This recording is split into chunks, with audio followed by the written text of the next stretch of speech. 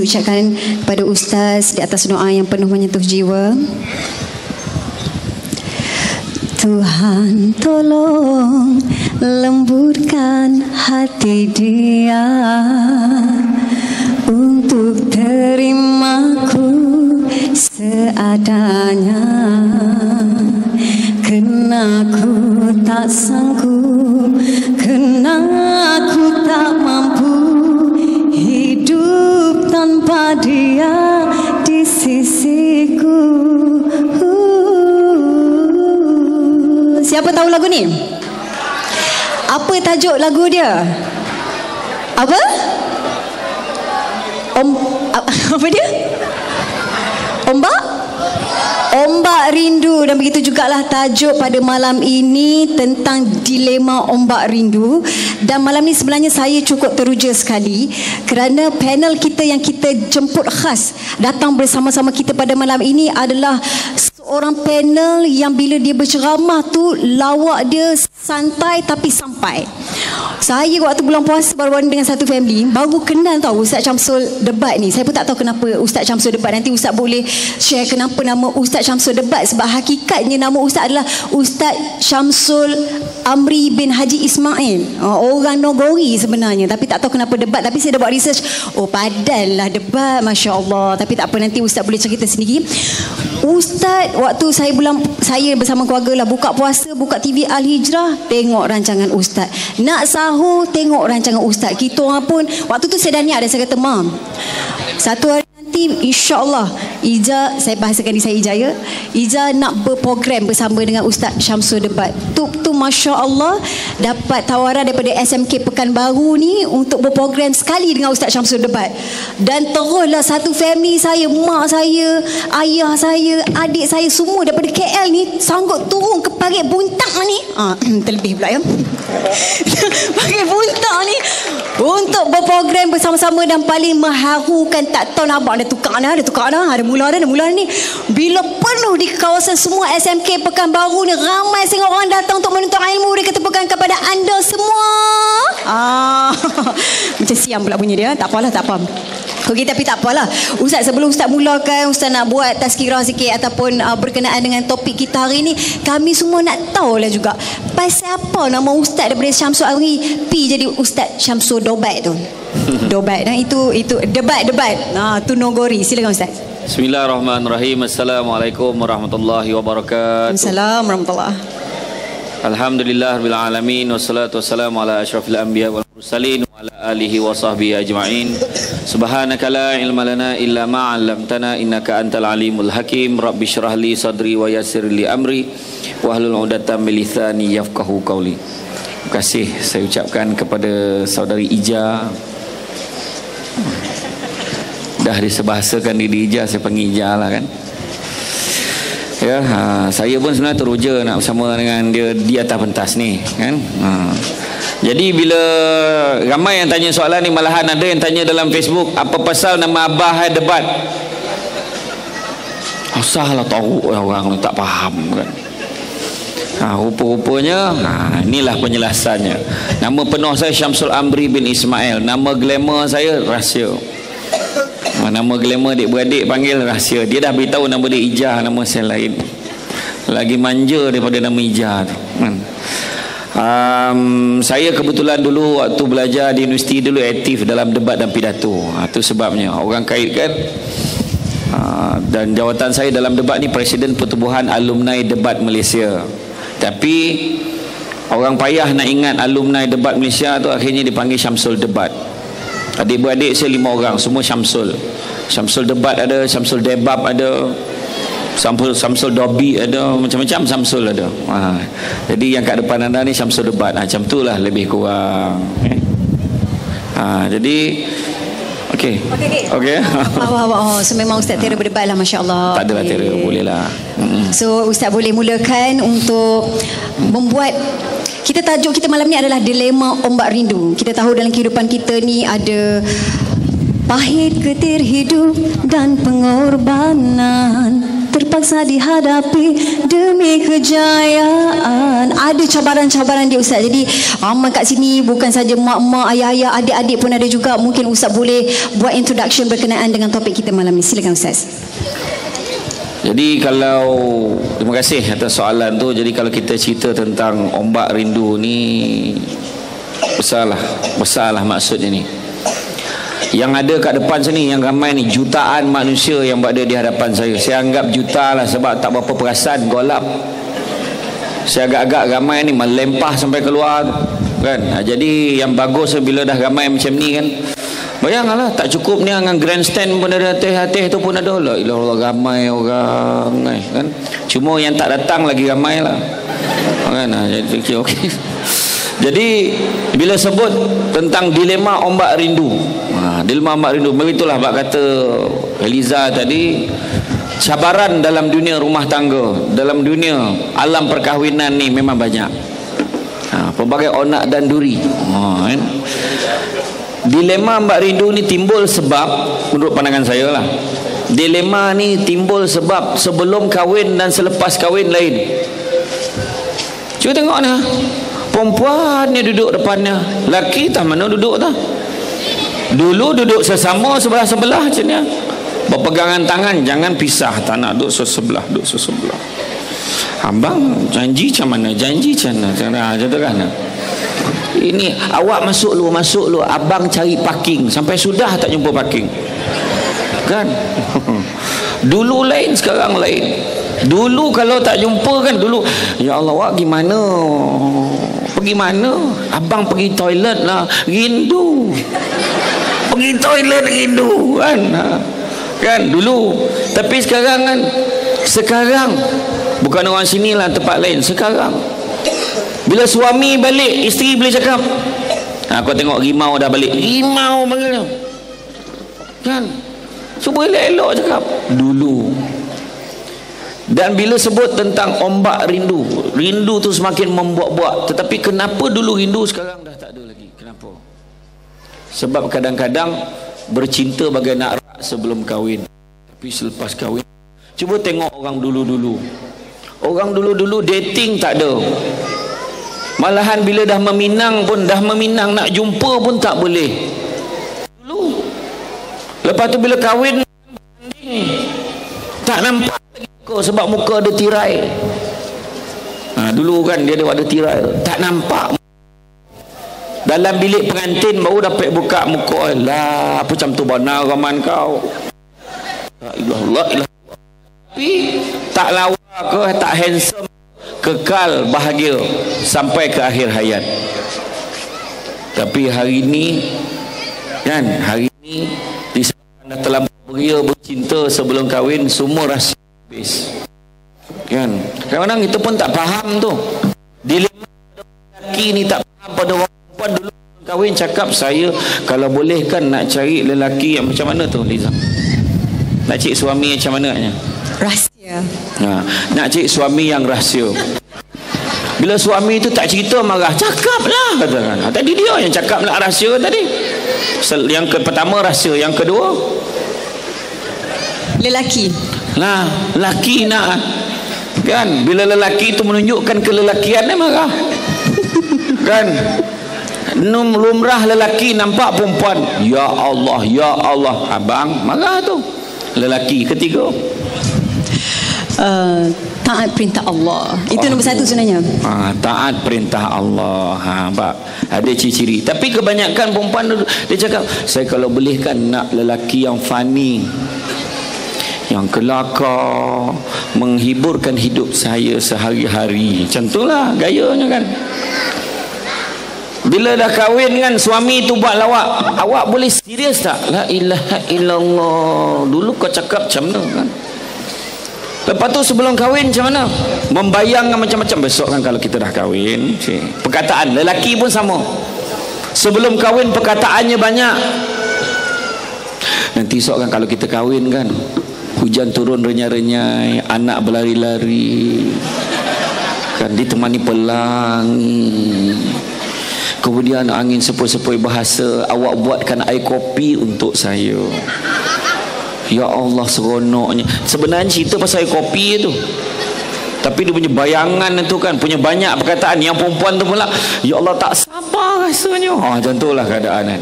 Tapi bila dah kahwin, kan best kalau awak dapat buat air kopi tu tinggal.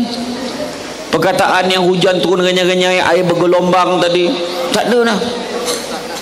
10 tahun lepas tu, kopi. Itu tinggal, kopi. Paling banyak pun kopi. Paling banyak pun. 10 tahun lepas tu, apa dia? Bukan pi, bukan ko.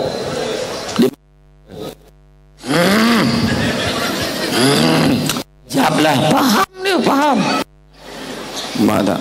Dulu sebelum kahwin, kaulah kunci cintaku di dalam hatimu, ramlah ram. Kaulah segalanya rut sahanaya. Kau sumber ilhamku manbai. Meletakkan kasih setinggi-tinggi kasih di puncak kasih Zianazin. Kaulah kekasih awal dan akhir Jamal Abdillah. Masa tu barulah kahwin. Bila dah kahwin, mulalah dia luka di luar ke Aishima. Kasih yang disangkakan sampai ke penghujung nyawa era Fazira, rupa-rupanya sekadar di pinggiran Francisca Peters. Tak ubah ibarat teratai layu di tasik madu Fauziah Latif. Mulalah dia rajuk rahmat. Kalau rela ku pujuk spider, tak apa. Lalu ambil keputusan pergi tak kembali Rabbani. Sebelum pergi sempat dia hai bye Azlin. Bila dah pergi tu kan, dah berpisah baru tahu. Itulah bila dah bercerai kan, baru dia teringat dia. Dulu laki aku ni marah-marah macam mana pun bawa duit belanja. Dulu laki aku marah-marah macam mana pun kan, bawa barang-barang dapur. Yang suami pun teringat, isteri aku dulu marah-marah pun macam mana pun masak untuk aku gosok baju, gosok seluar, seluar dalam pun gosok. Tak mana side pun tak tahu, yang penting gosok. Yang suami lah tak sabar, cepatlah sikit, mak pakai panas. Kan? Yalah, dulu sebelum kahwin semua okey, tapi bila dah kahwin bergaduh, kentut pun tak suruk lagi dah. Kan? Bergaduh. La ilaha illallah. Akhirnya nak cakap segan, dia pun SMS, aku mau pulang amok. Dia pun jawab, terserahlah padamu era Fazira. Seandainya masih ada cinta Dayang Nur Faizah. Dia pun baik balik. Dia pun raikan cinta M. Nasir, kerana sesungguhnya ini adalah soal hati era Fazira. Dalam tu panjang sangat pula tajuk lagu tu. Jadi bila cerita pasal ombak rindu tu, rindu ni kita nak rangsang balik macam mana? Rindu ni nak rangsang balik dalam kekeluargaan kita ni. Pertama, mainkan peranan isteri dengan suami. Peranan apa? Pertama, peranan sebagai penyokong, perangsang, penasihat, pendengar, pendidik dan pendoa. Kan? Kita orang lelaki imamkan solat sebagai pemimpin. Ni ramai yang berkopiah ni, semua boleh lepas imamkan solat di rumah baru datang kemari. Alhamdulillah. Yang kadang-kadang kita heran, ada sekadang lelaki tu, dia tu kan period lagi teruk daripada perempuan. Tak berhenti periodnya. Ingat, orang perempuan pula sebagai penasihat, cakap elok-elok. Kalau suami dah lama tak semayang, pesan elok, bang, kita kena solat bang, kita solat sesama macam tu, cakap elok-elok. Abang sebagai ketua keluarga, bang kena jadi imam. Suami pula jangan marah, cakap elok, ya kok, tapi abang ni tak pandai. Tak apa bang, tak pandai, kita belajar sama-sama. Macam tu. Orang perempuan jangan garang-garang sangat.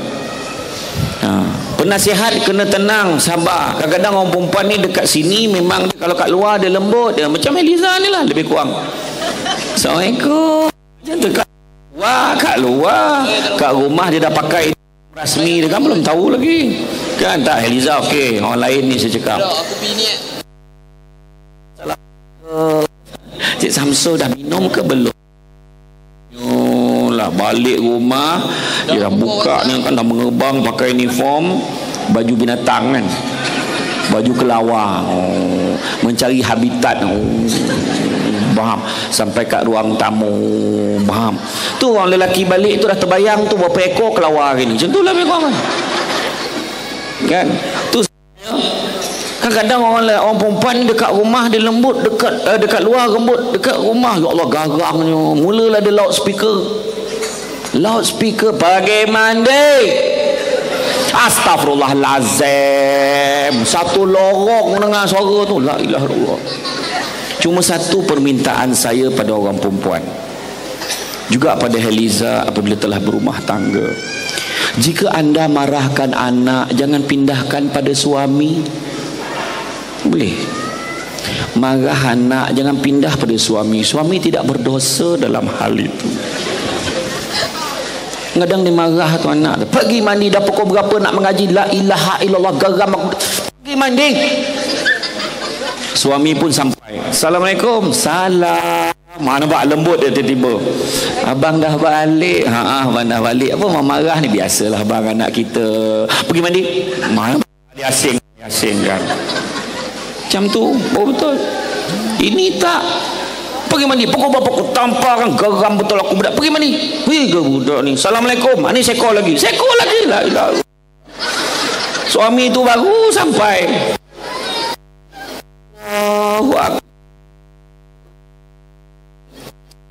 Lok bang, abang kena jadi imam dekat rumah ni. Abang tak tahu tak apa bang, kita belajar sama-sama. Macam tu. Ini garang. Cepat bang jadi imam. Cepat jadi imam. Abang tak tahu, abang tak tahu pakai telekung duduk belakang. La ilaha illallah, dah laki lah pakai telekung. Apa hal? Terjulur janggut kawan tu.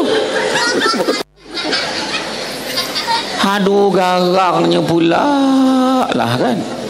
Itu sebabnya kita kan dekat rumah jadi imam, jadi ketua. Ya. Saya ingat satu kisah. Ada seorang lelaki ni, dia nak sangat perempuan tu kalau jadi isteri dia tu biarlah yang bertudung labuh. Ada seorang dia nampak satu perempuan tudung labuh, dia memang nak jadikan isteri dia.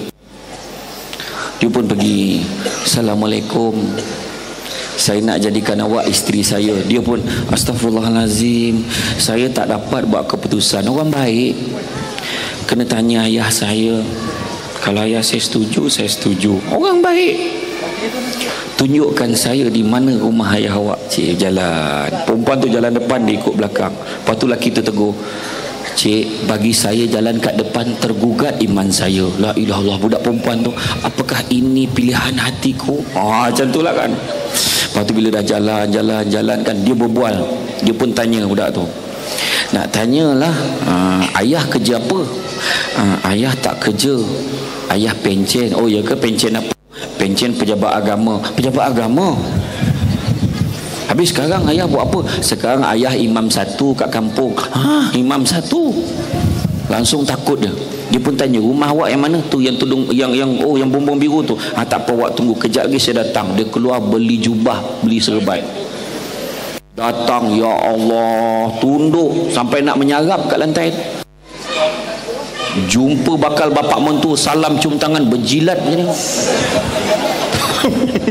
Punyalah baik, kau ni apa masalah kau ni? Pakcik, saya berhasrat nak menjadikan anak pakcik sebagai isteri saya. Orang agama ni senangnya, alhamdulillah, kalau dah itulah jodoh anak saya terima, kahwinlah dia. Tapi lelaki ni dia tak pandai, ilmu agama tak berapa tinggi. Jadi dia takut bapak mentua dia tahu. Setiap waktu dia solat berjemaah di masjid, dia ikut orang aja. Bapak mentua tak pergi. Bapak mentuanya jadi imam pun pergi masjid time bertugas je. Dia ni tiap-tiap waktu pergi. Hari tu bapak mentua cakap, hari ni tak payah pergi masjid, malam ni kita semayang kat rumah. Isterinya pun tegur, bang, abang jaga-jaga tau, kalau abah cakap semayang kat rumah, maknanya abang kena jadi imam. Apa pula, abah imam satu, biar dia lah jadi imam. Saya ingatkan aja, masuk je maghrib, ayahnya azan, Allahu Akbar, Allahu Akbar. Wah, pahal pula orang tu ni azan. Tak apa, aku komat. Tak nak komat ya, ayah tahan, tak payah, abah. Allah Akbar, asyhadu la ilaha illallah. Dia pun isteri dia kan dah cakap tadi. Lepas tu siapa nak jadi imam ni? Lagi orang jantan dalam rumah ni. Dia berhati pergilah jadi Allahu Akbar. Diam ya. Taklah berbunyi-bunyi. 15 minit senyap. Yang ayah Allahu Akbar. Tak tahu. Tak tahu. Kenapa tak tahu? Nervous. Dia bagi alasan nervous. Kau duduk belakang. Jadi ayahnya depan, menantunya belakang, mak mentua dia dengan belakang sekali. Ayah dia kali ini tes menantu dia boleh betulkan dia ke tidak. Allahu Akbar. Bismillahirrahmanirrahim. Alhamdulillahi rabbil alamin. Arrahmanirrahim. Mali.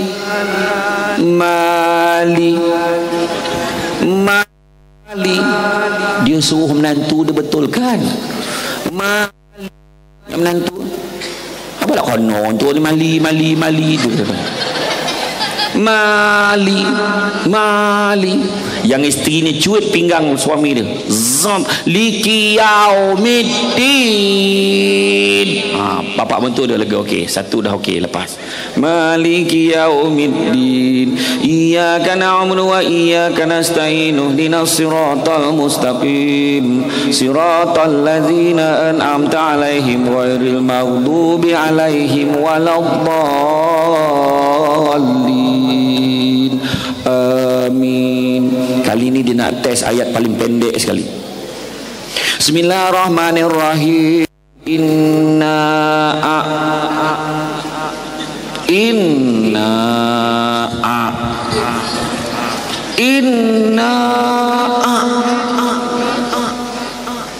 Yang menantu tadi mali ni naak pula deh. Hai pokok nolak orang tu ni naak ada kan. Kali ni bini dia cucuk dia sekali lagi. Zam, abang tak tahu ya tu. Langsung mak mentua dia, inna lillahi wa inna ilaihi raji'un. Mana tak tahu. Payah sangat. Janganlah sampai tahap tu ya. Jadi sebagai ketua keluarga kena jadi imam. Jadi imam. Orang lelaki paling tidak seminggu sekali. Tak confident maghrib, bawa Zuhur. Sanang, sanyap yang tak bunyi. Zuhur. Orang perempuan bila suami ajak solat Zuhur, okey je. Kan okey je.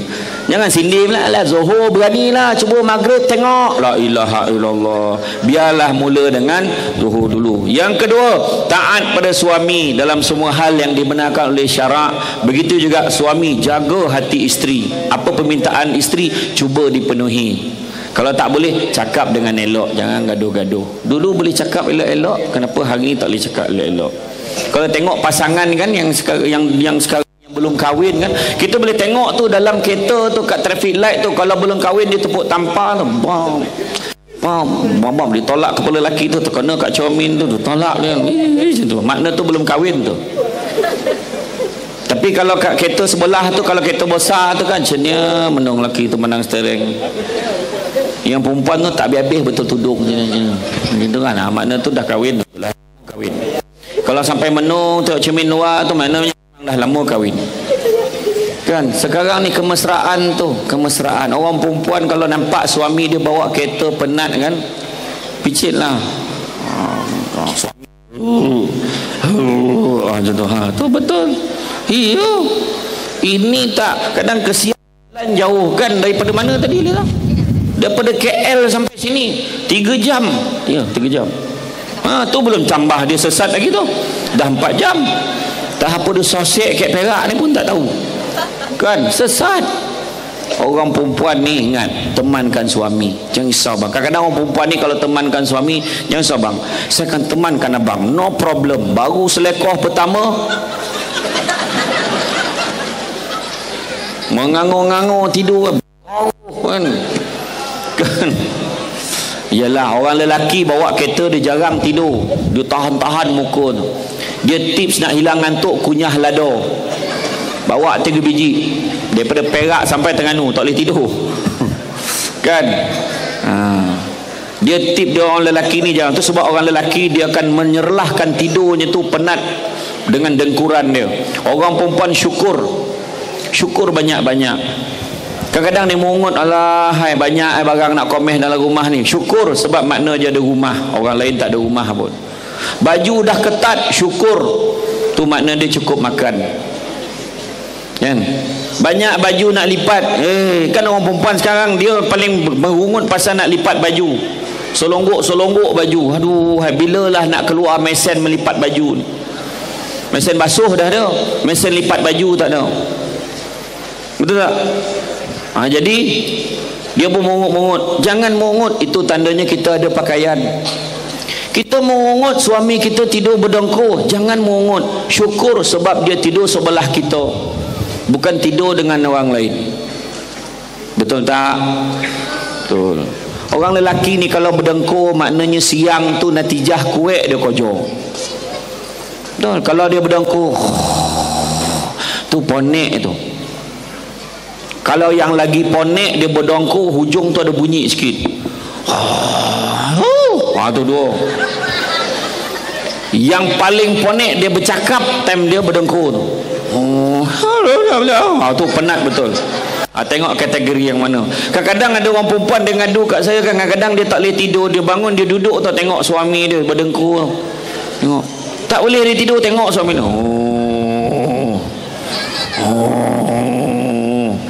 Ya Allah, kau kurangkanlah penderitaan suamiku ya Allah.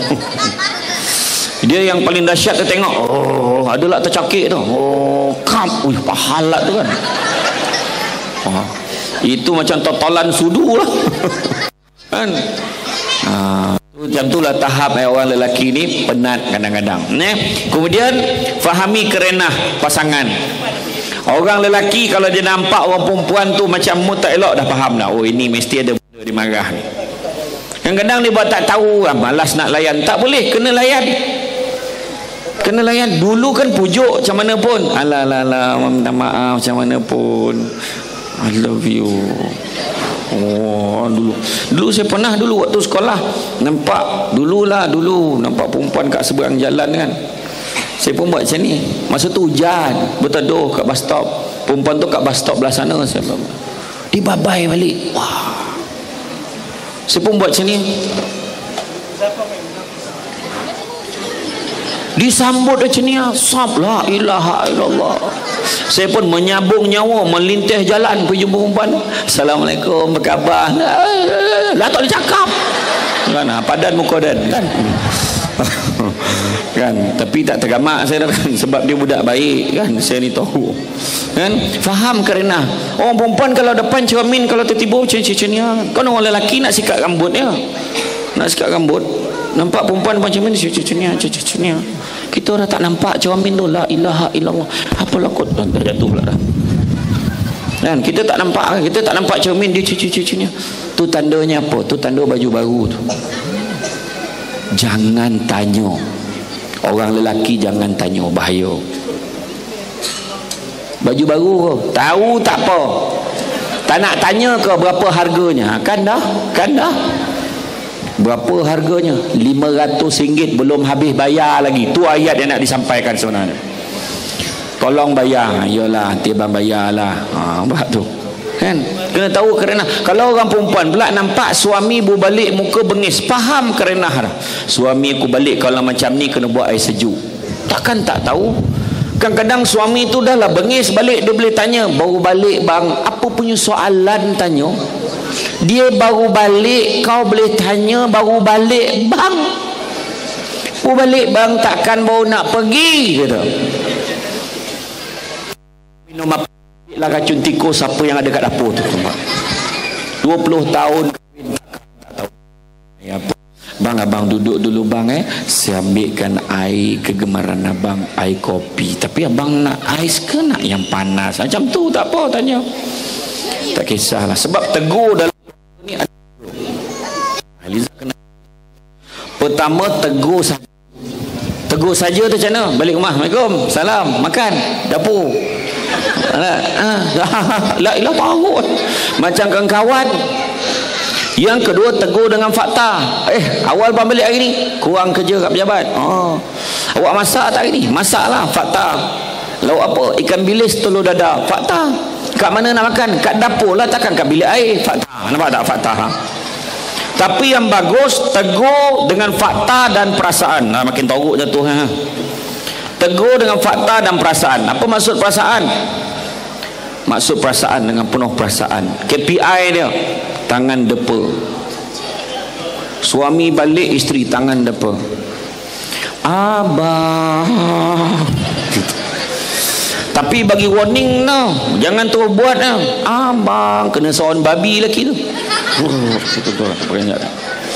Abang perasaan, abang dah balik, ya Allah, abang dah balik, mesti abang lapar kan? Nampak perasaan tau, perasaan, mesti abang lapar kan? Yang suami pula perasaan juga, tadi memang lapar, tapi bila dah tengok muka you kan, langsung hilang lapar. Kebetulan pula saya tak masak hari ni, padan muka kau.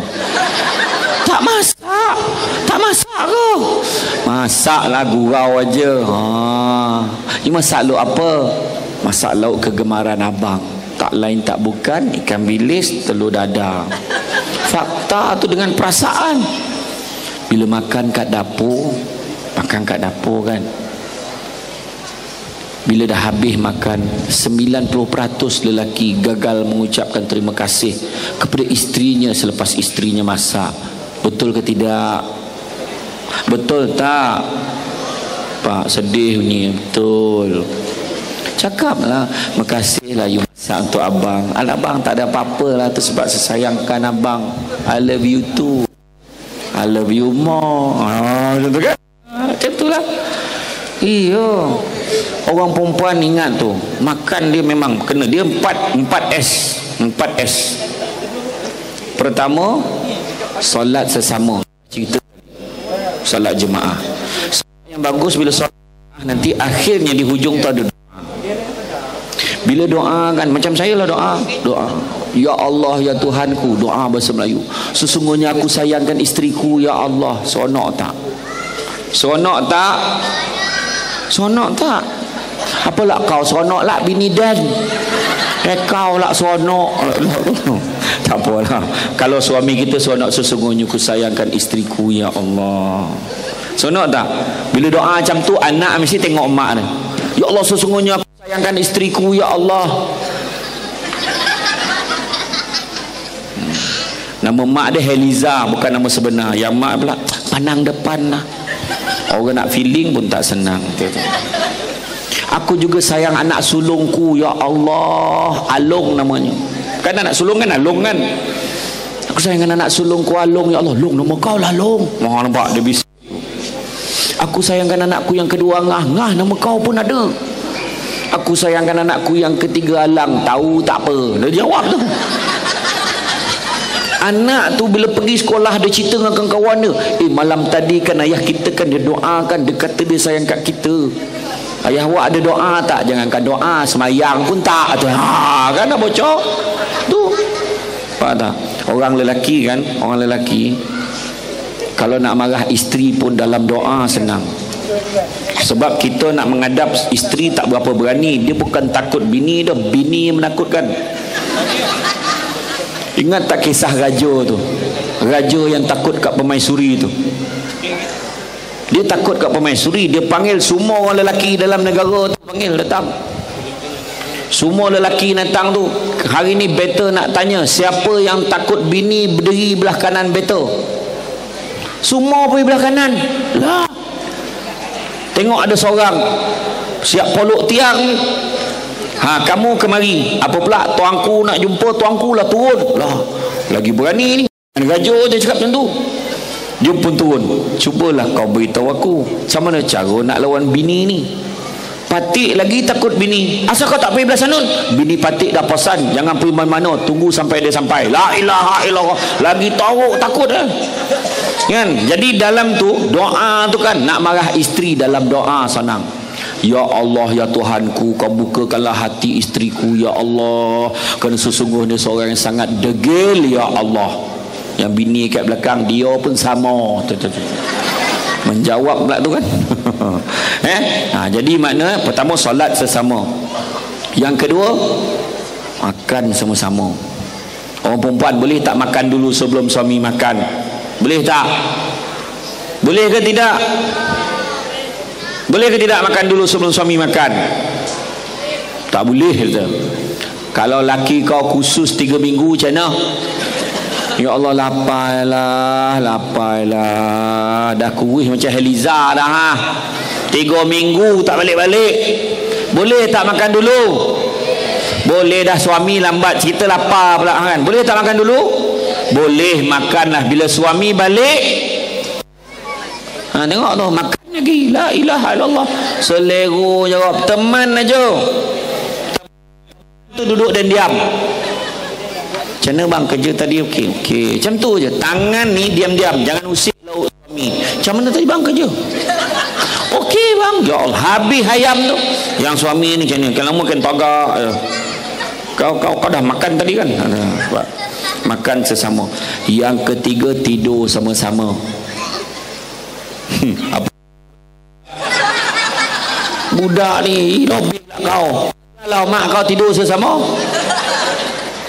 Kadang-kadang yang muda-muda tak ada masalah, yang dah pencen ni kan, orang perempuan yang gamang ngalau orang lelaki ni pergi tidur luar menyamak ya. Sian orang lelaki tu tidur lah kat luar, dah lah tak ada toto, tidur teh tika mengkuang, selimut tak pula ada, tarik kain ihram balik haji selubung putih.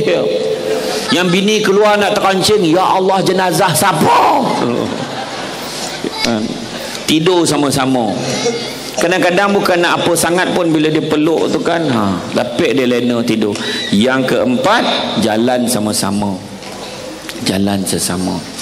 Ni dah anak ni macam ni, yang kecil-kecil ni kan dah tidur kan, dia dah ponekkan malamkan balik, kunci pintu, naik motor round Pekanbaru, round Krian, bawa motor. Jika engkau minta intan permata, tak mungkin ku mampu. Yang isteri kat belakang sambut, tapi sayangkan ku capai bintang dari langit untukmu. Happy dia kan. Sampai kat simpang tu pancit lah tayar, la ilaha illallah, bocor kan, menolak, terlupa dia berat lebih muatan kan. Ingat, itu kebahagiaan. Kemudian seterusnya, yang kelima, didik suami dan isteri berkenaan yang diharapkan cara hikmah. Ada kalanya kena berpesan kepada suami, terutamanya suami 200 kali pesan elok-elok. Kadang-kadang perangai orang lelaki, buka baju situ tinggal, buka seluar situ tinggal, seluar dalam kat tingkap.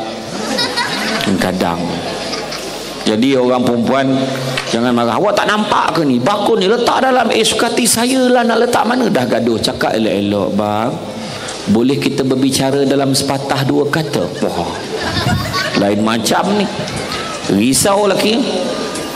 Apa hal ni? Duduklah bang, begini bang, kita sudah melayari alam rumah tangga lebih kurang 15 tahun lamanya. Pelbagai dugaan, onak dan duri kita tempuhi, pelbagai halangan kita rentasi, onak dan duri kita harungi bersama. Rakyat didahulukan, pencapaian diutamakan. Apa pula kaitan kan? Risaulah suami. Kau cakaplah betul-betul apa hal ni? Begini bang, abang nampak tak bakul tu? Mana lah, lupanya bakul tu pun dia tak nampak. Kenapa dengan bakul tu? Lain kali kan, ini baju ni abang letaklah dalam tu, seluar tu kat situ, tu kat tingkap tu, dah macam bendera Hawaii dah, bang letak dalamnya. Yelah macam tu kena cakap. Nampak tak? Kena cakap macam tu elok-elok. Itu dengan Ni, kemudian yang keenam, berhias. Tu sebabnya bila sebut pasal berhias, orang perempuan jaga 4 pada lelaki. Orang lelaki pun jaga juga. Pertama, jaga mata. Pakai elok-elok kat rumah, lawa-lawa. Tak ada lagi dah pakai baju binatang. Orang lelaki jangan lagi pakai apa pakaian rasmi orang lelaki ke rumah. Kain plekat tanpa protection. Rantian. Kain plekat sesaja, senang berangin. La ilaha illallah. Kau punya berangin yang kau fikir kan? Kan, tanpa protection, pakai lawa-lawa. Orang perempuan pakai baju cantik. Kat rumah tu kalau nak pakai kotak-kotak, pakailah untuk suami. Kan? Kat sini macam ni ada tulisan kat dada. Saya tengok kat Soman tu budak-budak muda, ya Allah, baju kau main kotak lagi. Ketat betul. Lepas tu ada tulisan kat dada tu. Ada manik-manik benda tu, berkilau-kilau. Orang lelaki yang nampak tu terpaksa lah baca. Apa tulisan itu? Sini mau nyalo-nyalo, apa tulisan tu?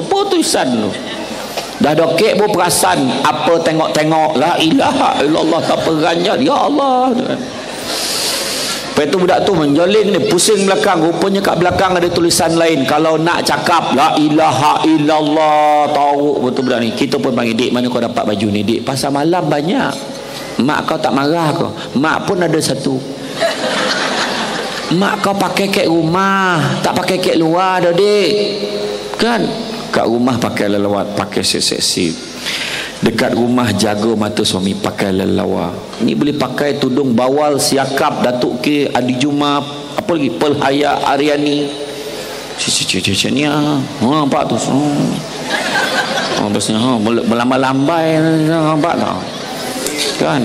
Ada tudung tu yang ada paling teruk tu, dia lempar lah senyap, sambut senyap.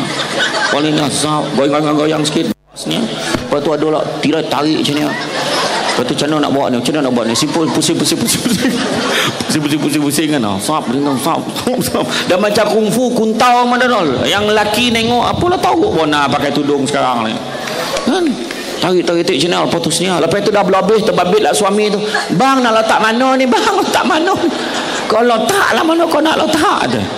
Letak atas kepala tu dia juntai macam ni. Tu belum cerita yang ada bendera kiri kanan tu. Yang Haliza ni sebelah bendera tu. Dia kiri kanan tu, kiri kanan tu ada tudung yang ada awning, ada bumbung depan. Itu tak payah permit Majlis Daerah Krian dah. Yang dia lagi keras, lagi bagus. Yang terbaru dia pakai zeng. Senang kalau hujan, hujan. Kan saya tengok macam-macam tudung. Itu kalau tarik kan, tudung Adi Juma tu kan. Dulu Juma tu dia sama batch dengan saya debat dulu tu. Dulu saya tanya, besar betul tudung kau ni Juma? Memang besar. Agak buka-buka jadi kenopi punya besar. Kan? Tudung tu pula belum cerita yang ada manik. Rupanya mahal manik lah. Saya baik tak pakai manik tu. Dia pakai manik tu. Menyalo-nyalo. Yang terbaru kan dia ada wayar. Malam boleh tekan. Kalau tekan tu pap plap. Itu sebab orang perempuan kalau pergi tandas kan, kalau budak sekolah lah, dia mesti bawa kawan yang seorang. Sebab yang seorang tu konsultan. Lawa tak tudung aku. Tu sebab orang lelaki kalau nampak cermin, dia baik tak tahu je. Orang lelaki nampak cermin, zap dia sikit macam ni, dia jalan terus. Orang perempuan nampak cermin, kena sawan cermin. Tanda-tanda sawan cermin, mata berkelip, lidah terjalik.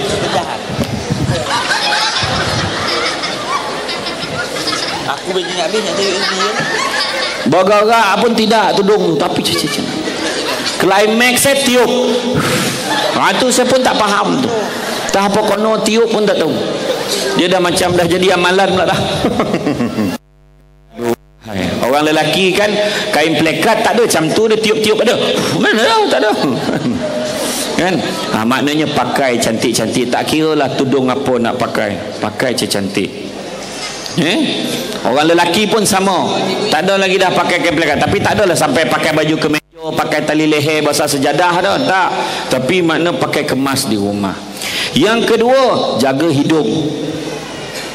Ke rumah jaga hidung, barulah suami itu semangat balik, wangi. Jaga hidung. Pakai spray. Suami dah sampai, zap, mana spray nak capai ni? Ambil mana yang sampai Fumakila, Ridsec, Baygon spray. Zap. Apa tahu nak bau kau ni? Musim denggi. Pakai spray, zap. Tak ada masalah. Yang ketiga, jaga perut. Jaga perut tu bukannya perut kita nak bagi kempis, tak. Maksud jaga perut tu perut suami. Suami jaga perut isteri. Maksudnya isteri pastikan cukup makan, isteri pun pastikan siapkan makanan untuk suami. Macam itulah. Dan yang keempat, jaga telinga. Jangan cakap benda yang suami tak suka. Yang suami pun jangan cakap benda yang isteri tak suka. Ya, sebenarnya banyak lagi, tapi saya rasa untuk gambaran punya tahu panjang pula lah introduction Ombak Rindu ni. Jadi maknanya dilema Ombak Rindu ni ringkasnya, kita masih boleh nak menghidupkan ombak rindu dalam rumah kita, dalam keluarga kita, dalam rumah tangga kita, dengan syarat kita jaga benda-benda yang saya sebutkan tadi, kan? Meriahkan kehidupan kita, kan? Kita masih boleh bercinta, masih boleh ambil tahu tentang ahli keluarga kita, isteri kita, anak kita, jaga ibadah dalam rumah kita. InsyaAllah rumah tangga kita akan kekal bahagia dan akan berdeburanlah ombak rindu dalam kehidupan kita. Wallahu alam. Allahu Akbar. Terima kasih Ustaz. Berikan tumpukan gemuruh untuk Ustaz. Bukan sahaja kita dapat ilmu, sakit perut juga, tapi yang paling dahsyat saya tengok yang ketawa adalah anak-anak dekat sini, kan? Lebih memahami daripada ayah. Nampak gayanya, Masya-Allah, advance anak-anak sekarang, Masya-Allah. Dan yang paling penting sekali, macam Ustaz kata, kalau tak tahu kita sama-sama, maknanya dalam rumah tangga itu mesti saling, tak ada yang mendominasi, sama-sama insya-Allah akan bahagia. Dan malam ini saya difahamkan kita akan melancarkan satu tabung derma kutipan untuk PIBG, dan dengan itu saya merasmikan pelancaran tabung derma PIBG. Mana tabung dia? Akan dijalankan di mana tu? Di situlah, ya, nampak je lah di mana-mana. Dan kita pun masa makin suntuk, saya diberi tugasan selain daripada menjadi pengacara majlis dan juga moderator, saya juga difahamkan untuk menyampaikan sebuah lagu yang bertajuk lagu ini sebenarnya dicipta oleh adik saya separuh jalan. Bila dia balik ke Kuala Lumpur, kita habiskan lagu itu. Dan dalam rumah tangga juga sangat penting, kalau kita ada dilema dan sebagainya, dalam Al-Quran ada sebut, betul kan saya Ustaz, ala bidzikrillahi tatma'innul qulub, dengan mengingati Allah hati kita akan jadi tenang. Jadi tajuk lagu pada malam ini adalah Jom Zikir. Mudah saja Susaina, adik-adik terutamanya, dan kita semualah insya-Allah sama-sama berzikir. Jom Zikir. Okey, itulah lagu Jom Zikir. Dan waktu penutup nanti ada satu lagi lagu, kita berhibur-hibur juga, tapi kita jadi tak patut kalau, terutamanya saya, tak patut kalau kamu tak patut berhibur, tak ingat yang fardu, solat lewat waktu, baca Quran pun tak mau.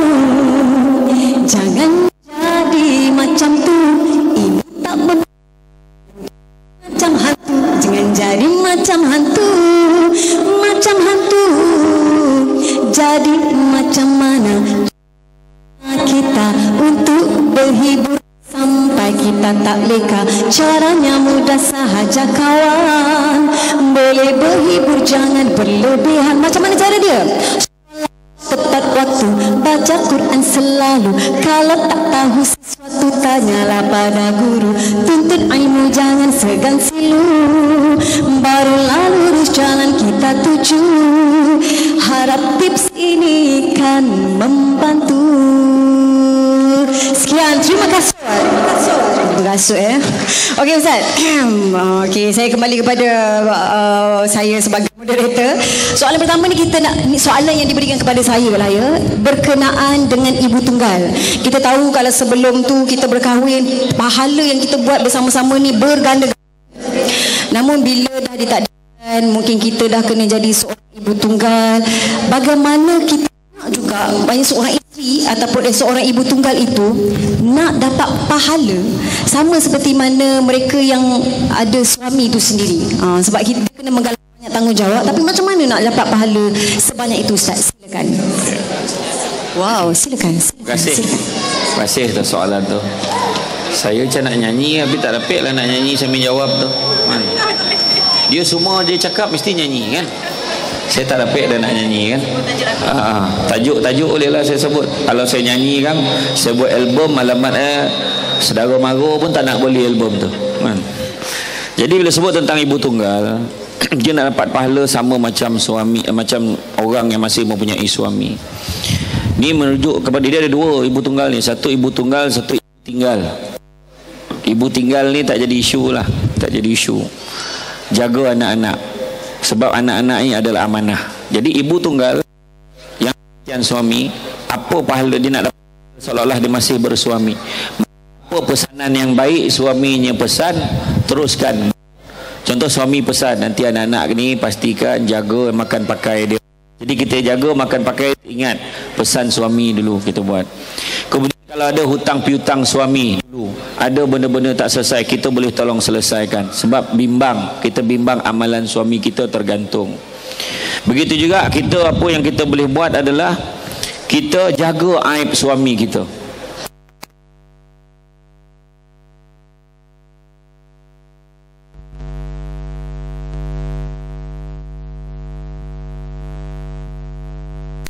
Cerita benda-benda yang elok. Kemudian kalau kita cerita tu dari segi suami ni juga, jangan lupa kalau kita nak bersedekah pun masih boleh lagi. Sedekah niatkan untuk arwah pun boleh, tak ada masalah. Contohnya macam malam ni kan, tabung-tabung ni lalu bagi. Dia bila kata sedekah, ada orang tanya kalau sedekah ni kan, ada orang cakap betul ke sedekah boleh murah rezeki? Memang ya. Nabi kita bersedekah, paling rajin bersedekah. Kita pun bersedekah lah. Cuma tinggal soal dia bukan yang berapa banyak yang kita bagi. Kena faham. Bila kita sedekah bukan berapa banyak yang kita bagi, tetapi soalnya daripada duit yang kita ada, berapa banyak kita bagi. Contoh, dalam poket ada RM10 aja. Daripada RM10 tu berapa banyak kita bagi. Dia bukannya ada kadang-kadang duit dia RM100,000, dia sedekah RM100. Nampak macam tak kena. Contoh macam itulah nisbahnya kan. Jadi contoh, duit kita ada RM50, kita boleh bagi RM40, maknanya tu tinggi nilai sedekah. Dia kadang-kadang bagi RM10, kita cakap RM10 bagi, rupa-rupanya itulah yang ada dalam poket dia, tapi dia bagi. Jadi macam malam ni sama-sama lah kita menyumbang. Sebab apa? Menyumbang bertabung PIBG ni kan terbaik punya pelaburan. Sebab apa? Kalau adalah pihak sekolah ni buat program, buat kelas tuition sebab nak majukan anak-anak, kita pun dapat saham. Tu sebabnya. Tak ada dah SMK Pekanbaru PIBG ni kutip duit nak buat disko, tak ada dah. Takkan ada buat kutip duit nak buat wayang dalam ni, tak ada. Kutip duit dah mesti untuk benda-benda baik untuk pelajar. Wallahu alam, untuk ibu tunggal itulah dia. Terima kasih. Okey, soalan yang kedua. Tadi kita dah cerita tentang ibu tunggal. Sekarang kita cerita ibu tunggal yang menjaga anak tiri pula, yang membesarkan anak tiri. Bagaimana pula anak tiri itu nak menggalas tanggungjawab ataupun apakah peranan anak tiri itu kepada ibu tunggal? Sebenarnya kalau cerita pasal anak tiri lah, anak tiri sama je macam anak yang anak kandung, sama. Sebab dia tetap hukum dia haram untuk kahwin, sebab tu mak tiri dia, sebab tu ayah tiri dia. Maka dia tanggungjawab dan juga penghormatan masih lagi sama macam anak-anak yang lain. Kalau kita cerita pasal anak angkat mungkin lain. Sebab anak angkat ni mungkin tanggungjawabnya sekadar mungkin membalas budi, mengenang jasa. Tetapi kalau dari segi anak tiri, sama macam anak kandung, peranannya sama macam mak kandung dia. Sebab mak dia tu tetap haram pada dia untuk kahwin. Jadi dia tetap kena hormat, kena tanggungjawab, jaga. Kalau apa berlaku pada mak dia tu kena jaga. Kalau ayahnya tu sakit ke tak sihat, dia tetap kena galas tanggungjawab tu. Maka maksudnya tanggungjawab macam anak kandung juga sama. Terima kasih. Okey, jawab sama je. Dan kalau kita tengok zaman sekarang ini, keadaan cabaran dia memang yang mengakibatkan kerana kita mudah untuk mudah rasa beremosi, tiba-tiba rasa nak marah. Itu yang Ustaz kata tadi, kalau nak marah kat anak-anak jangan lepas pada suami. Tapi kes balik pula, ni nak marah kat suami, tak lepas kat suami, lepas kat anak-anak. Itu yang bahaya. Jadi bagaimana untuk kita menangani masalah ini supaya kalau rasa nak marah kat suami tu taklah dilepaskan kepada anak-anak, Ustaz? Kalau kita tengok zaman Nabi dulu pun, Nabi pernah balik ke rumah, Nabi layan anak dengan cucu dia. Nabi ni jadi kuda, anaknya kan naik dekat belakang Nabi ni, main kepala Nabi. Kalau kita kadang-kadang ada, kau usik kepala ayah kau ni, kadang marah kadang-kadang. Tapi Nabi tak. Kemudian bila dah habis bermain bergurau dengan anak-anaknya, beratur semua, Nabi cium dahi seorang. Kemudian sahabat tegur, sedih dia kata, ya Rasulullah, aku sendiri pun tak pernah sayang anak aku, cium anak aku macam tu. Maka Nabi kata, barang siapa yang tidak menyayangi orang lain, maka dia tidak layak untuk disayangi. Jadi cerita pasal tadi melepaskan kemarahan. Kita ni semua ada masalah, tak ada siapa tak ada masalah. Orang gila mungkin tak ada masalah, tapi dia bawa masalah pada orang lain. Faham ya? Jadi makna kata, bila cerita tadi stres balik, jangan lepaskan dekat orang lain. Profesional. Saya selalu pesan, kat pejabat tension, kat sekolah tension, ni pergi ceramah tension, jadi MC moderator pun tension. Contoh malam ni kan, sebab perjalanan jauh balik ni. Tapi balik sampai kat rumah, tinggalkan masalah. Sebab dekat rumah tu yang namanya profesional. Profesional bukannya kat luar je, dekat rumah pun kena profesional.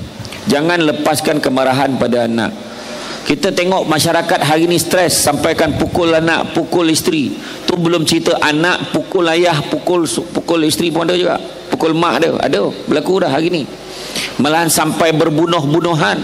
Baru-baru ni kita dengar kan, sampai tragedi keluarga dibunuh sebabkan stres. Jadi caranya ingat Allah Ta'ala banyak-banyak. Pukul anak. Kadang anak-anak ni tak tahu apa-apa. Dia cuma nak mengadu pada ayahnya. Ayah balik, ya, kau diam boleh tak? Ya Allahu Akbar. Dulu waktu budak tu lahir lah, kau sibuk suruh budak tu bercakap. Bila budak tu cakap, kau boleh diam tak? Wah tu salah berulang lah saya cakap tu. Suruh budak tu berlari, suruh budak tu berjalan, budak tu lari, kau duduk, suruh dia duduk. Tetapi janganlah sampai tahap kita mendera anak. Dan kalau berlaku hal ini, nasihat saya pertama, boleh pesan pada isteri, suami. Ini berlaku dua-dua ni. Kadang ayah pukul anak, kadang isteri tu, mak dia tu pukul anak. Sampai satu tahap kita boleh mengadu pada pejabat agama untuk kaunseling. Pejabat agama akan panggil dia bagi nasihat. Tetapi kalau tu pun tak jalan, cuba kaedah kedua, panggil bapa saudara yang tu, yang rasa-rasa boleh menasihatkan dia. Tak ada masalah. Wallahu a'lam. Terima kasih. Okey, dan kadang-kadang bila kita ada dalam keadaan emosi, stres, kita cuba untuk duduk, tarik nafas. Sebab waktu kalau kita bercakap dalam keadaan emosi, yang keluar daripada perkataan kita tu mesti satu perkataan yang boleh mencederakan emosi orang lain. Wow, suara saya pun bergema juga ya. Boleh mencederakan emosi orang lain. Mungkin kita boleh ambil wuduk, mungkin kita boleh pegang hati kita, zikir dulu dengan Allah dalam keadaan tenang. Dan mudah-mudahan bila dalam keadaan tenang, dan baru kita boleh berkata sesuatu itu lebih rasional, insya-Allah. Dan Ustaz pun sebut tadi, man la yarham la yurham. Siapa yang tidak mengasihi, tidak akan dikasihi. Jadi kalau nak orang sayang pada kita, hukum alam mengatakan what you give, you will get back more. Kalau nak orang sayang pada kita, maka kita nak kena sayang dulu pada orang lain. Kalau kita ni jadi orang kaya jiwa, kekayaan harta, maka kita kena dulu memberi. Kita mulakan, insya-Allah Allah akan datangkan lebih banyak daripada kita, insya-Allah. Dan kita ni Ustaz sebagai manusia, banyak keinginan kita nak. Rumah idaman kita, motor. Ni adik saya ni pun sekarang ni duk gila motor besar juga. Saya duk suruh hold. Dia dengan geng-geng dia pun semua nak bawa motor besar. Tapi bila duk sembang dengan adik saya tadi, saya pula duk seronok pula. Saya pula macam teruja dengan motor besar sekarang ni. Itu membahayakan juga ya. Saya rasa boleh tahan tu. Ayah saya kata, okey, boleh kita cari motor besar sekarang. Kita ada keidaman kita. Kita nak suami yang macam mana, yang rahsia tadi tu. Kita nak isteri yang macam mana. Tapi tak semua yang kita idamkan, yang kita cita-citakan itu kita dapat. Allah tak bagi apa yang kita nak, tapi Allah bagi apa yang kita perlu. Jadinya bagaimana kita nak menjadi insan yang kita redha dengan apa yang Allah bagi. Kok tiba-tiba kita nak anak yang soleh, yang rajin, yang baik, yang taat, tiba-tiba dapat anak yang nakal, dengan suami-suami sekali nakal. Jadi macam mana nak redha tu Ustaz? Silakan. Bila sebut tentang redha, saya ada sampaikan baru-baru ni, saya sebut redha ni dia tidak terbit dekat mulut. Kadang-kadang orang cakap, orang selalu sebut saya redha, tetapi pelaksanaan yang menggambarkan dia tak redha. Dia tension, kenapalah jadi macam ni ke aku, tapi aku redha. Kata macam tu. Jadi marah ni kan, marah. Tetapi redha ni sebenarnya terbit daripada hati, dan melalui tindakan-tindakan kita. Bila sebut tentang redha, anak nakal biasa, anak nakal, suami nakal lagi biasa. Tu sebab kena sabar. Dah nama pun budak, memanglah nakal. Nak pula anak tromel macam ni, tak reti duduk diam, panjik sana panjik sini. Ayah tengah semayang, Allahu Akbar, anak tu panjik, vap macam ni ayah. Sebagai seorang mak, jangan marah budak tu. Turun, pergi main jauh. Ayah kau nak semayang pun tak senang. Sampai tua budak tu, waktu semayang kan main jauh. Waktu semayang main jauh. Nampak? Redha dah perangai anak tu macam tu. Tetapi anak-anak ni secara psikologi mesti positif. Dek, macam ni, adik pandai kan? Adik pandai turun. Cuba adik ikut macam mana ayah semayang tadi. Dia pun ikut. Nampak? Macam tu cara dia. Kan? Redha ni mestilah dengan hati kita. Kadang-kadang dah perangai macam tu, kena sabar banyak-banyak. Redha tu mungkin betul lah tadi Heliza sebut tadi, yang mana Allah tak bagi apa yang kita nak, tapi bagi apa yang kita perlu. Malahan mungkin itu yang terbaik untuk kita. Kadang-kadang kita doa, ya Allah, kenapalah anak aku macam ni, ya Allah, puas aku mengkaji, ya Allah, dalam keturunan keluarga aku tak ada yang degil macam ni. Cuba kita positifkan hati kita. Agaknya sebab apa anak aku jadi macam ni? Anak aku jadi macam ni mungkin sebab Allah Ta'ala tahu aku ni seorang ibu yang mampu jaga anak aku ni walaupun begini. Anak yang cerdik dan biasanya dah besar jadi orang berjaya, jangan risau. Tapi kena sabar banyak-banyak. Cuba tanya makcik-makcik ni yang dah tua-tua ni, cuba tanya dia, anak-anak dia semua berjaya dulu, macam-macam perangai. Betul tak? Betul. Macam perangai, apa yang dia tak buat tu, semua buat dah.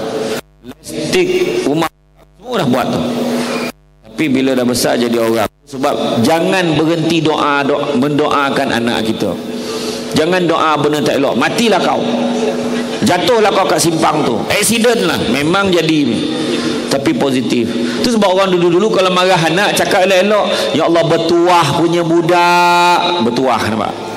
Bukan main pandai lagi kau, ya pandai. Ya Allah, budak ini bijaknya engkau, macam-macam kau fikir. Ayat positif. Tapi hari ini mangkat, mangkuk tingkat, macam-macam lah keluar kan, mangkuk macam-macam mangkuk ayun semua keluar. Sabar banyak-banyak. Anak memang begitu. Anak memang begitu. Begitu juga anak mak mentua pun begitu. Tahu anak mak mentua? Laki kita lah kan. Iya. Doa anak degil ni tak susah dia. Dia ada 10. Saya bagi 3 je. Takut kan dah tak nak panggil ceramah lagi. Sebenarnya tu je yang ingat. Yang pertama antaranya kita jangan henti-henti buat solat sunat hajat untuk anak kita. Dan nak buat tu buat 3/4 malam. Dalam pukul 3:30 ke 4 pagi tu bangun. Allahu Akbar, habis. Kalau baik buat dalam bilik anak kita. Malam tu buat dalam bilik anak. Sebab bila buat dalam bilik anak tu kan, kita tengah memang niat nak buat untuk anak ni. Nampak anak tak adalah ramai sangat, dalam 12 orang ni tu kan. Ya Allah, ya Allah, kau sejahterakanlah anak-anakku ni, jadikanlah mereka anak yang soleh, ya Allah. Macam tu. Lepas tu 3/4 malam juga yang kedua Kita pergi kat katil anak kita tu kan, kita baca doa. Baca apa? Pertama kita baca Fatihah, selawat 3 kali, baca surah Al-Insyirah, alam nashrah laka sadrak wa wada'na anka wizrakal ladzi anqadha zahrak. Dan lepas tu kita doakan, ya Allah, kau jadikanlah anakku ini anak yang soleh ya Allah. Lepas tu tiup dekat ubun-ubun tu. Baca tadi slow-slow tau. Bismillahirrahmanirrahim. Alhamdulillahirrahmanirrahim. Ar-Rahmanirrahim. Dah habis baca tu. Sebab masa tu roh dia tengah merayau-rayau tu. Tapi kalau kita nampak anak kita tu, mata dia macam maknanya dah masuk. Tapi kalau terbuka mata tu, maknanya dia tak tahan dengan napis kita, busuk bau. Ya Allah, bau, menyinggah bau kan. Yang ketiga kan kita nak basuh beras kan, ikut arah tawaf kan, sambil-sambil tu, ya Allah, ya Allah, kau lembut. Doa dia senang je. Ya Allah, kau lembutkanlah hati anakku ini Syamsul Amri bin Ismail sebagaimana kau lembutkan beras ini menjadi nasi. Macam tu doa dia. Kan susah dah. Ingat doa. Ya Allah, kau lembutkanlah hati anakku Syamsul Amri bin Ismail sebagaimana kau lembutkan beras ini menjadi nasi. Macam tu. Jangan salah doa pula. Kau lembutkanlah anakku kan. Dia tu bukan anak dia, dengan suami dia. Kau lembutkanlah hati laki dia. Kau lembutkanlah hati suamiku. Tak apa, kau lembutkanlah laki aku ya Allah. Kau lembutkanlah laki aku. Cukup 40 hari balik patah-patah tangan kawan tu. Assalamualaikum. Ai, salah doa. Contoh. Jadi itu kita doakan buat. Ya, wallahu alam. Terima kasih. Sebab saya pernah dengar juga, kalau kita dapat anak-anak yang seperti ini, waktu dia tidur tu dalam keadaan fasa yang belum sepenuhnya lelah, dalam keadaan lena tu, kita bisik dekat telinga dia, kita cakap, abang anak yang baik, anak yang soleh, anak yang dengar kata, yang suka tolong mak, contohnya cuci baju, basuh pinggan, untuk kita programkan dalam ketika itu conscious mind, maknanya minda separa sedar.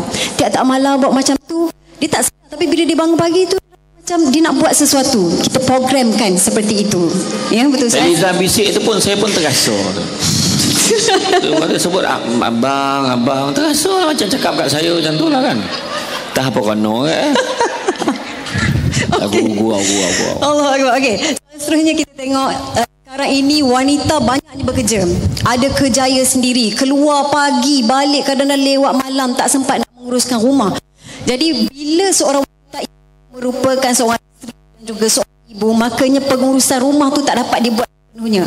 Dan bagaimana kita nak minta tolong sangat-sangat suami kita ni agar membantu kita juga dalam menguruskan hal rumah tangga tu, Ustaz?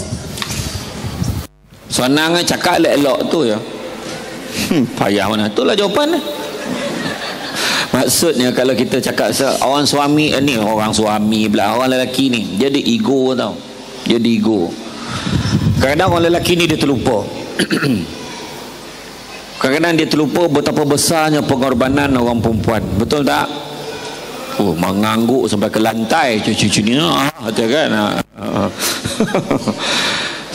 Maksud saya nak cerita tadi, orang lelaki dia kena sendiri. Orang lelaki ni jangan dipaksa-paksa, memang payah. Kena cakap elok, bang, rasa seronok sangat kalau abang dapat tolong kat dapur ni. Tak tahulah, saya doa sangat-sangat mudah-mudahan sampailah masanya satu hari sindir macam tu. Saya berdoa sangat, ya Allah, kalau abang dapat tolong saya puasa bang, saya puasa dalam 5 minit. Kalau abang dapat tolong kat dapur, alah, yalah abang tolong macam tu kan. Tetapi kadang-kadang orang lelaki ni dia ada ego. Contohnya, sebenarnya orang lelaki kalau contoh nak sembahyang asar, Allah bang, abang tolong bang angkit boreklah bakulnya, bawa kat depan nak sidai kain. Ayolah, tolong, pergi tolong dulu baru sembahyang balik. Sebab tanggungjawab tu kena tolong.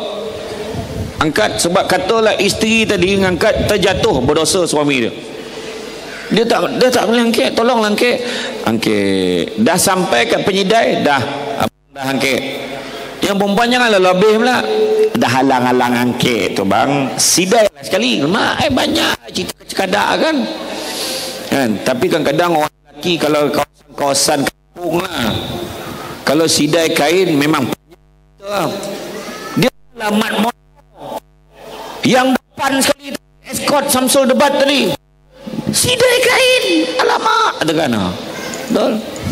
Sidai kain, takut orang nampak. Sebenarnya tak ada masalah. Nabi sendiri kalau nampak isteri dia akan tolong buat apa yang isteri. Dan paling kurang pun Nabi kalau benda tu dia boleh buat sendiri, dia takkan suruh isteri dia buat. Bayangkan tu. Kok dapet lah.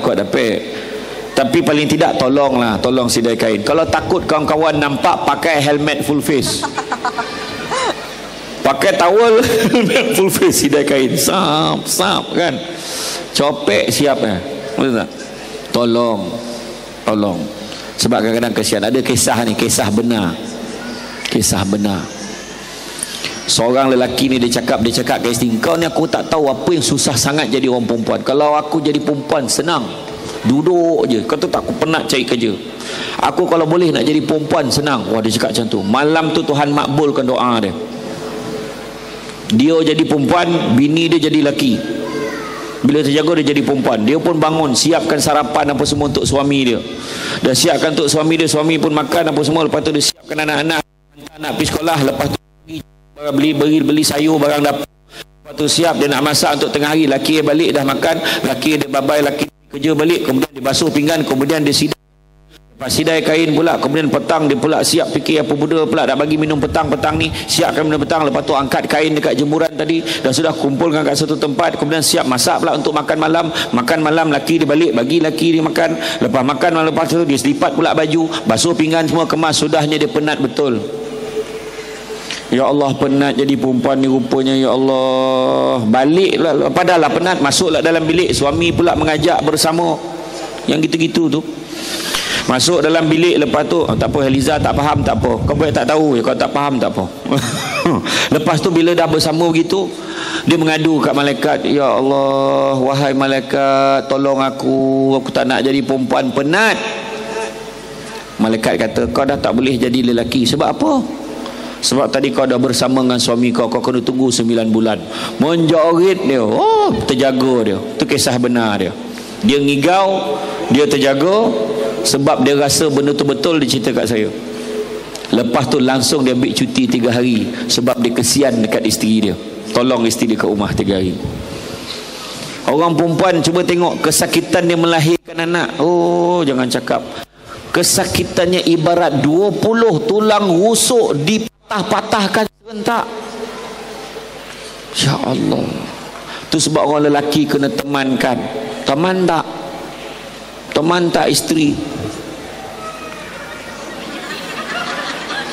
Tak dapat jawab tau. Kadang dia bagi alasan takut darah tu. Apa yang kau takut? Pandang je bini tu, pandang. Kalau kes emergency yang tak boleh teman tu, fahamlah kan. Betul tak? Jadi hargai. Nampak isteri tu tolong, mana yang boleh tolong. Kadang orang lelaki ni punya belagak macam ni. Dah makan, dah siap belum makanan? Dah siap belum? Ya Allah, kuang asam tu. Lepas tu bila dah siap makanan tu, macam ni ulur tangan sampai amboi lebih-lebih pula ada kan. Hargailah. Kalau boleh tolong. Sebab perangai orang lelaki ni memang macam tu. Dia kalau tak suruh tak buat. Tapi cakap elok-elok. Bang, boleh tak abang tolong? Satu je permintaan saya. Kalau membebankan, saya tak nak minta tolong abang lah. Apa dia? Itulah macam mana saya nak cakap. Cakaplah apa dia. Boleh tak abang tolong lapkan habuk kat kipas tu? Lah, hai, ingatkan susah sangat benda kau minta. Yalah, dalam tahun depan abang buat. Macam tu. Tak apalah. Jadi makna cakap elok-elok. Wallahualam. Soalan ke-6 ni, dia kata macam ni. Saya merupakan pelajar tingkatan 5 dan saya meminati seorang pelajar perempuan. Jadi boleh ke saya ni yang belajar ni sambil belajar sambil bercinta? Ustaz. dah ada dah jawapan yang tak boleh. Dari segi etika tak berapa kena. Kan, lepas tu nak feeling putus cinta lah, apalah. Kita tak perlukan semua tu sebab tanggungjawabnya belum sampai. Duit belanja pun mak ayah bagi. Nak bercinta buat apa? Lepas tu hari ni memanglah nampak budak tu ya kelas 3 merah. Lawa bona budak tu. Bila dah keluar pada sekolah lagi ramai perempuan jumpa, lagi ramai. Mana satu pula 3 merah, 3 biru, 3 jingga, 3 kelabu, semua ada. Kan? Jadi tak payah buat masa ni konsentrate je pada belajar. Memanglah waktu belajar main gitar je lah. Greng malam graduasi pelajar. Greng saya tujukan lagu ini khas buat Heliza. Kebetulan nama dia Heliza lah. Pada Heliza di hujung sana. Greng. Dia pun nyanyi lagu. Form 5 kan pandai main gitar. Bila mentari menyinari sendu, terasa kehingga hari ini. Indahnya ku rasa bila kau di sisi.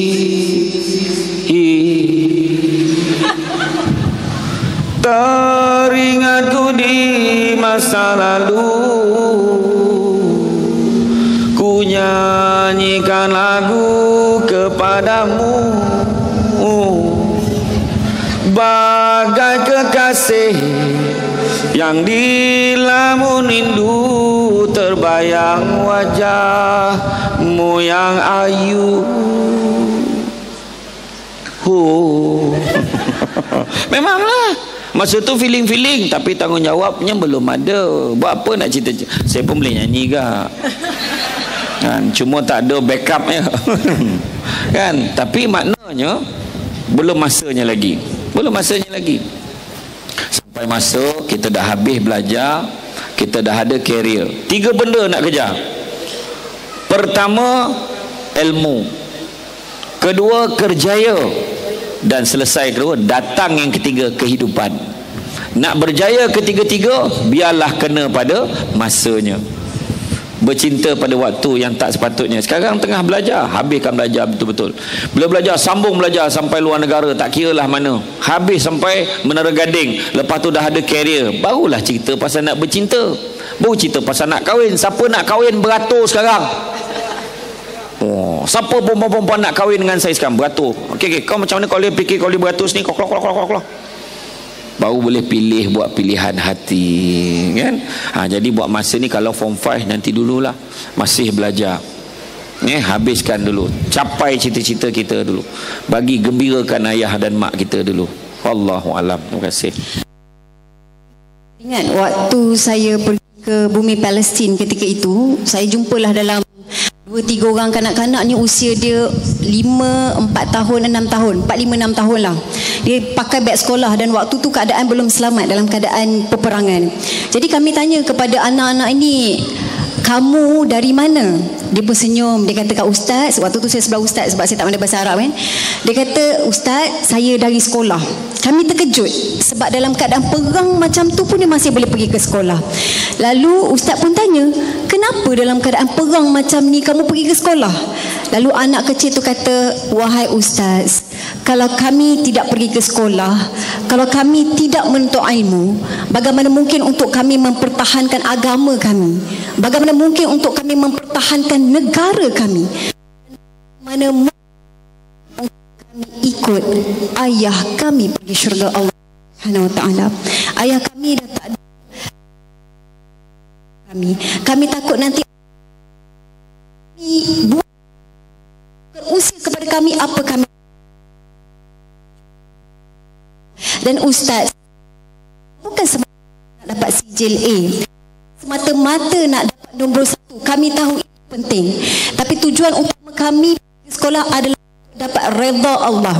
Man arada dunya fa'alaihi bil aim, man arada al-akhirah fa'alaihi bil aim, man aradahuma fa'alaihi bil aim. Kalau kita nak dunia, kita kena ada ilmu. Nak akhirat, kita kena ada ilmu. Nak kedua-duanya kita kena ada ilmu. Dan kami nak jadi seperti mana Nabi kata, khairun nas anfa'ahum nas. Sebaik-baik manusia adalah orang memberi manfaat kepada orang lain. Sebab itu orang Syria Gaza, Palestin ni Masya Allah, umur waktu tu saya tengok lah ada budak-budak kecil tengah main bola. Daripada jauh, main bola, saya pun nak join lah, nak join tengok sajalah kan. Saya pun berlari lah dekat anak-anak kecil ni tengok main bola. Kawan dia ni nak pas bola dekat kawan sebelah dia, kawan dia sebelah mesti jawab apa dia nak cakap. Apa yang dia nak jawab, okay, dia nak pas kat kawan dia, dia tendang je kat kawan dia, Ar-Rahman, kawan dia kena sambung, Allamal Quran, sambung lagi. Itu cara mereka bermain dengan menghafaz Al-Quran itu sendiri. Dan orang di Gaza ni, dia ada satu universiti, dia namakan University Islamic of Gaza, belajar doktor, engineer, cikgu semua. Walaupun mereka dapat 4 flat, semua A, tapi mereka tak boleh lulus ataupun tak boleh graduate daripada universiti itu sehinggalah at least mereka hafaz 5 juzuk baru boleh. Semua kena hafaz 5 juzuk Al-Quran itu sendiri baru boleh. So di situ mereka dah tahu matlamat mereka belajar ni untuk apa, dan barulah mereka mengejar cinta itu sendiri. Jadi ini antara mungkin kita boleh jadikan panduan dalam kehidupan kita untuk menjadi pemuda-pemudi yang berjaya dunia akhirat, insya-Allah. Okey, soalan yang seterusnya dia kata macam ni. Isteri saya kuat beletih lah bercakap ni macam tu, tapi saya tahu perempuan ni kuota dia 20,000 dalam satu hari, lelaki sikit je 7,000. sebab tu kita banyak kata-kata nak dicakapkan. Jadi dia kata macam mana nak kurangkan leteran isteri tu, ke ataupun leteran isteri tu hiburan ke best ke, macam mana Ustaz?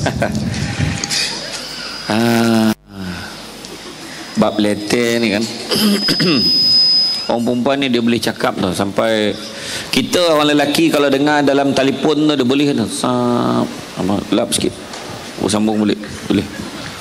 Orang perempuan, orang lelaki kena terima perempuan secara package siap dengan perkataannya sekali. Mbak kata Liza tadi 20,000, ada kajian kata 28,000 hingga 30,000 perkataan sehari. Dan masalah yang paling besar adalah perkataan itu mesti dihabiskan. Tu kota namanya. Orang perempuan hobinya di rumah adalah berceramah walaupun tak ada tajuk. Jadi orang lelaki kena sabar. Kadang-kadang tak ada apa pun dia mesti nak cakap, ya Allah besarnya bang macam ni cerita tu.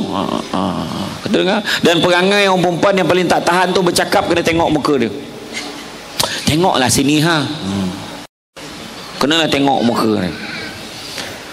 Dulu pernah satu kisah dikisahkan macam mana Saidina Umar sendiri, ada seorang sahabat datang nak jumpa dengan Umar.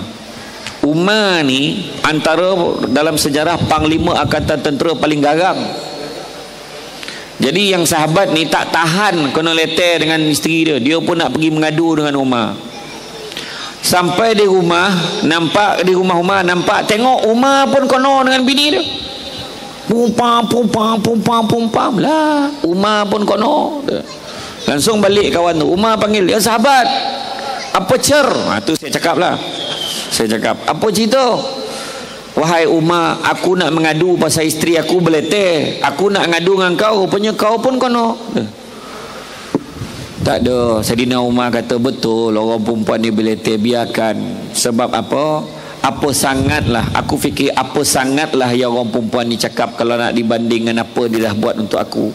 Dia jaga aku, jaga makan pakai aku, dia lindungi aku waktu aku sakit, dia membesarkan anak-anak aku, jaga makan pakai anak-anak aku. Sangatlah yang orang perempuan tu cakap. Orang perempuan beletih paling lama pun 5 minit. Paling lama pun 5 minit. Ponek-ponek kan dia minum air, dia sambung balik. Betul tak? Bukan lama mana pun. Jadi kita sabar je lah. Kan? Cuma orang perempuan, macam tadi saya beritahu tadi, lelaki ke perempuan, bercakap boleh bercakap. Guna ayat yang terbaik. Jaga telinga pasal kita. Jangan cakap benda yang dia tak suka. Kadang-kadang kita sibuk cakap apa yang kita tak suka, lupa nak fikir apa yang pasangan kita tak suka. Jangan ingat kalau kita suami ada kuasa veto, tak. Tetapi perlu saling faham, memahami. Orang perempuan pun kadang-kadang dia tak boleh cakap, saya ni sah banyak menderita apa semua, luah cerita, rupanya terlupa apa kekangan-kekangan suami, contoh. Jadi perlu faham, memahami, boleh sama-sama bincang. Nak kurang kan memang tak boleh tu. Kota perkataan yang memang macam tu, package data dia banyak, tak pakaikan rugi. Jadi biar dia cakap. Orang perempuan ni kalau tak bercakap tak puas, dia kena cakap cina. Kadang-kadang bila cakap sampai talan-talan dan liu, tadi kan bang kan, macam tu punya sadap habis cerita kan. Jadi makna kata biarlah dia cakap. Orang lelaki ni memang dia perkataan sehari bercakap dalam 7 ke 8 ribu je sehari. Macam penceramahnya, balik kan dah habis perkataan. Orang lelaki kan dia bercakap dengan kawan, "Oi, jom chat, okey. Ya Allah, ya Allah, macam anak okey. Sampai kat rumah, balik bang. Makan bang. Cakaplah betul. Tak dapat dia cakap, dia dah habis perkataan. Tapi orang perempuan tu sebab kadang-kadang punya banyak kota perkataan tu dengan kawan sebelah tu, dia tapuk tangan kawan, nyahan nak cerita je lah, tapuk la ilah kan. Jadi maknanya dah memang semula jadinya begitu. Cuma kawal jangan sampai cakap perkara-perkara yang menyakitkan hati pasangan. Allahu alam. Terima kasih. Ini para suami juga masih lagi meluahkan perasaan. Dia kata macam ni, kami para suami kadang-kadang ada hobi masing-masing. Nak memancing, suka main motor bosa, tengok bola, macam-macam lagi lah dia kata. Jadi boleh tak Ustaz cerita sikit supaya isteri ni kenalah faham yang suami ni ada hobi sejak dulu, supaya kaum isteri ni taklah sikit-sikit marah, tengok bola tak boleh, main motor bosa tak boleh, motor kocik tak boleh, apa pun tak boleh. Memahami ni Ustaz, dia sekali lagi perbincangan. Orang perempuan dia minat apa? Dia minat tudung. Bawa dia pergi kedai tudung, segala kedai tudung bawa. Ni tudung saji nama yang cakap. Ni tudung ni, cuba fahamkan. Oh, tudung ni macam ni kalau tudung macam ni. Abang, yang ni sekarang dia pakai zip je. Zap, tarik, terkeluar macam tu. Kalau tak nak apa, tarik, zap. Oh, macam tu. Faham. Kita fahamkan. Kita tak boleh harap isteri faham kita, tapi kita tak nak faham isteri. Tak boleh. Kena faham, memahami satu dengan yang lain. Jadi orang perempuan dia suka bersolek. Dia kena ni, mula-mula letak ni. Fahamlah. Oh, ni macam ni ya. Ni macam ni. Mula-mula letak undercoat dulu. Lepas undercoat baru letak cat yang kekal tu. Lepas tu baru letak color-color. Oh, macam tu Lepas tu ni namanya maskara.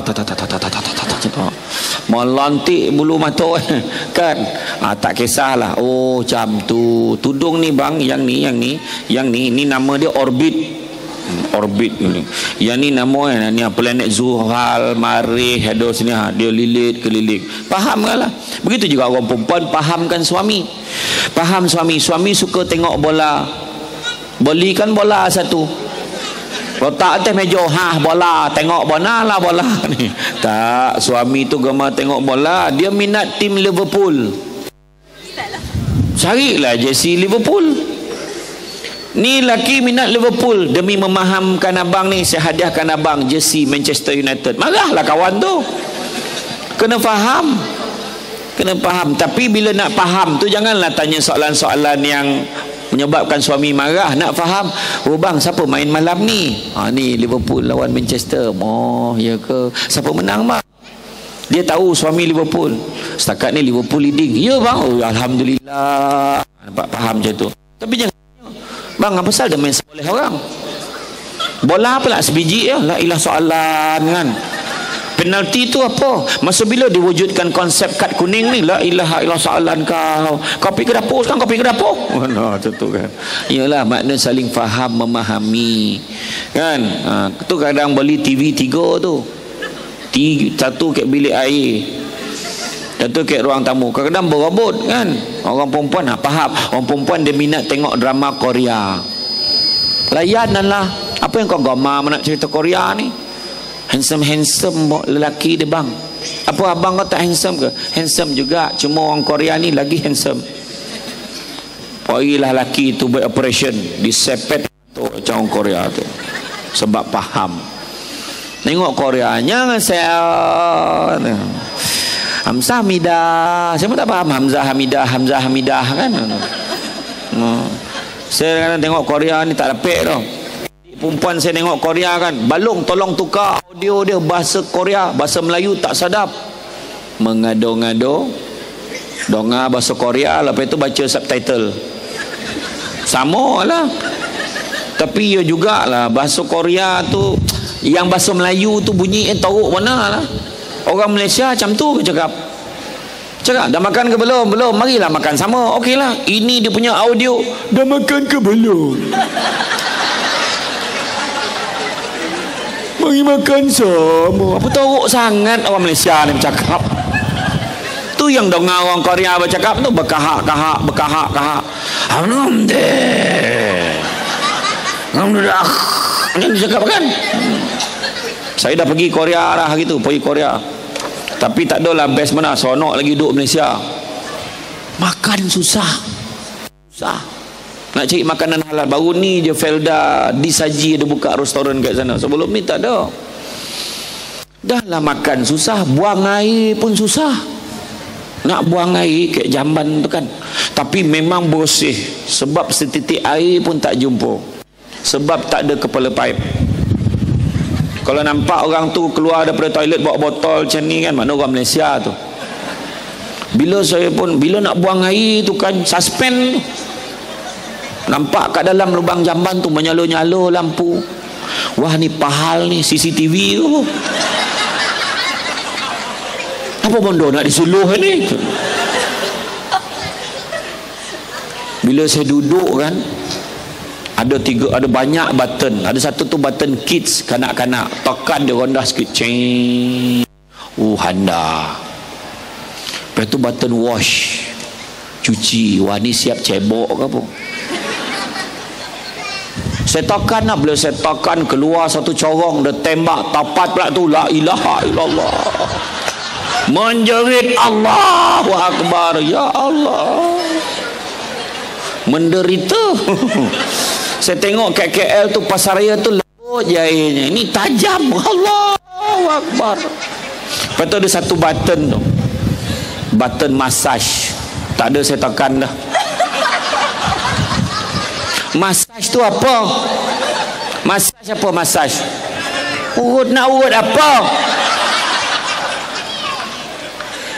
Saya takutkan tekan kan langsung keluar tangan. Ni pahal. Tak ada, saya tekan. Tak nak. Tapi cerita pasal tu, memahami. Kalau isteri kita minat itu, kita layanlah minat dia tu. Kalau kita boleh mengharap, kita nak harap orang faham kita kena faham orang. Kita nak isteri faham minat kita. Orang lelaki minat motor besar, kena fahamkan isteri kita kenapa kita minat sangat. Kenapa abang minat sangat motor besar ni bang? Cuba abang explain. Dululah masa abang budak-budak dulu abang minat, tapi dulu tak mampu. Sekarang ni baru boleh tu abang beli tu. Sayang motor ni, abang minat, terasa kepuasan lah. Iya bang. Oh, patutlah macam tu. Saya pula minat kereta besar. Jangan risau, besok abang belikan bas. Dia faham memahami ya. Jadi makna saling faham. Dia bukan sebelah pihak aja. Tadi cerita suami kan. Kenapa? Isteri pun kena faham juga. Wallah. Okey. Allahu Akbar.